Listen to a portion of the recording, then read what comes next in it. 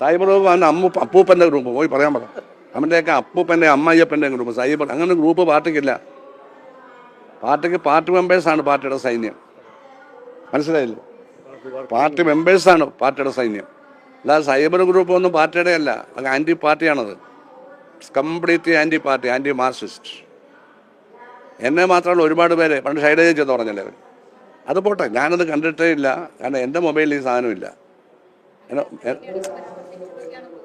എൻ്റെ മൊബൈൽ എനിക്ക് താല്പര്യമില്ലാത്ത അവരെന്ത് വേണം പരാമർശിച്ചോട്ടെ. ഞാൻ പറഞ്ഞല്ലോ, പൊളിറ്റിക്കൽ ഫാദർലെസ്നെസ് എന്നാണ് അതിന് പറയുന്നത്. പൊളിറ്റിക്കൽ ഫാദർലെസ്നെസ്. കള്ളപ്പേരായി ഇത് മുഴുവൻ.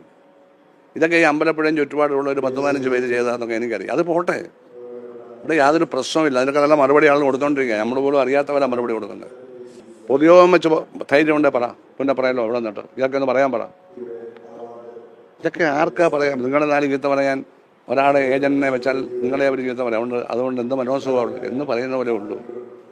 അപ്പോൾ ഞാൻ പറയാൻ വന്നത്, കമ്മ്യൂണിസ്റ്റ് പ്രസ്ഥാനത്തിന് വേണ്ടി അല്ലാതെ ജി സുധാകരൻ ഇതുവരെ സംസാരിച്ചിട്ടില്ല. എൻ്റെ പ്രസംഗം ഫുള്ളായിട്ട് കേട്ടവരുണ്ട്. അത് യൂട്യൂബിലൊക്കെ വന്നെന്നാണ് പറയുന്നത്. എത്ര പേരാ കേട്ടിട്ട് എന്നെ അഭിനന്ദിക്കാത്ത ഒരാൾ പോലും ഇല്ല. പഴയ SFI പ്രവർത്തി ഇതുപോലെ വേണം പ്രസംഗിക്കാൻ. അവിടെ മാർക്സിസ്റ്റ് പൊളിറ്റിക്സ് കോൺഗ്രസ്സുകാർക്ക് പോലും മനസ്സിലാവാത്ത ഭാഷയിലാണ് സംസാരിച്ചത്. ഞാനെന്തോ വിശ്വപൗരനെ പറ്റി, ഞാൻ ശശി തരൂരിൻ്റെ പേര് പോലും പറഞ്ഞില്ല. അപ്പോൾ ശശി തരൂരിനെ പറ്റിയാണ് പറഞ്ഞത് നമ്മൾ. ഇന്ന് രമേശ് ചെന്നിത്തലയുടെ പ്രസ്താവന. അപ്പോഴാണ് ആളുകൾ അറിയുന്നത് ആരെ പറ്റിയാണെന്നാണ്. അതിന് നന്ദി പറയേണ്ടത് ആരോടാ?